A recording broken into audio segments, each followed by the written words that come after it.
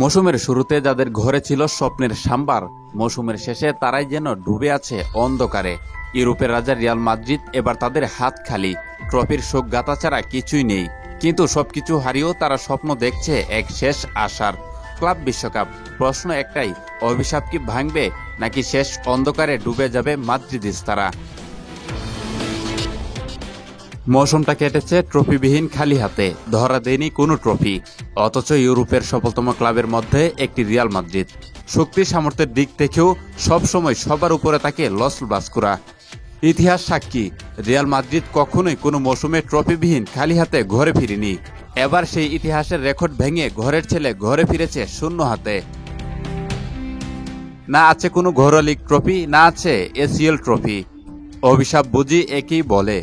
ভাগ্য ভর করেনি বিনি কিলিয়ান এমবাপ্পের উপর, আর সেই কারণেই তো বারবার ট্রফির খুব কাছে গিয়েও ছুঁতে পারেনি সোনালী ট্রফিগুলো।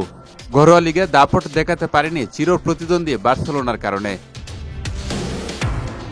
যখনই শিরোপার খুব কাছাকাছি চলে গিয়েছে, ঠিক তখনই বাম হাঁটা ঢুকিয়ে চিনিয়ে নিয়েছে সব ট্রফি। সবকিছু হারিয়ে আশায় বুক বেঁধে বসেছিল ইউরো চ্যাম্পিয়ন হওয়ার, কিন্তু সেখানেও বাধা হয়ে দাঁড়ালেন ইংলিশ ক্লাব আর্সেনাল। টপকাতে পারেনি গানারদের। সবকিছু দুমড়ে মুচড়ে দিয়ে কোয়ার্টার ফাইনাল থেকে বিদায় করে দেয় 15 বারের ইউরো চ্যাম্পিয়ন রিয়াল মাদ্রিদকে। এ পরিসংখ্যানগুলো দেখেই তো বোঝা যাচ্ছে কতটা নিষ্প্রভ, কতটা অসহায়তার সাথে মৌসুমটা পার করতে হয়েছে ডন কার্লো আনচেলত্তিকে। আর তাই তো কোচ কার্লো আনচেলত্তিকে বিদায় করে নতুন কোচ হিসেবে নিয়ে এসেছে একসময়ের রিয়াল তারকা জাবি আলোনসোকে। তিনি এসে এই অবেলায় দূর করতে চাইছেন অভিশাপ। স্বপ্ন দেখাচ্ছেন ক্লাব বিশ্বকাপের ট্রফি দিয়ে রাঙাতে চাইছে রিয়াল মাদ্রিদের হাত, আপন করে নিতে চাইছে ভাগ্যকেও। আর তাই তো একের পর এক জয় দিয়ে চলে এসেছে ক্লাব বিশ্বকাপের সেমিফাইনালে।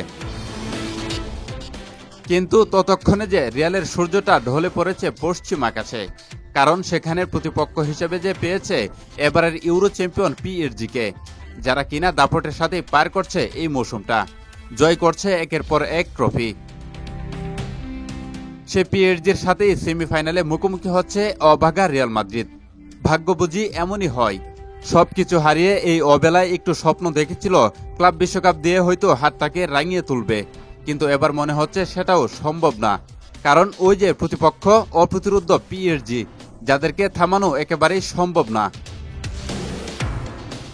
তবে জাবি আলোনসোর শিষ্যরাও যে ছেড়ে কথা বলবে না, তারও প্রমাণ রাখে এই পরিসংখ্যান। ক্লাব বিশ্বকাপে 5টি জয় ও একটি ড্র নিয়ে উঠে এসেছে সেমিফাইনালে। আর সেখানে এসে প্রতিপক্ষ হিসেবে পেয়ে গিয়েছে শক্তিশালী দল পিএসজিকে।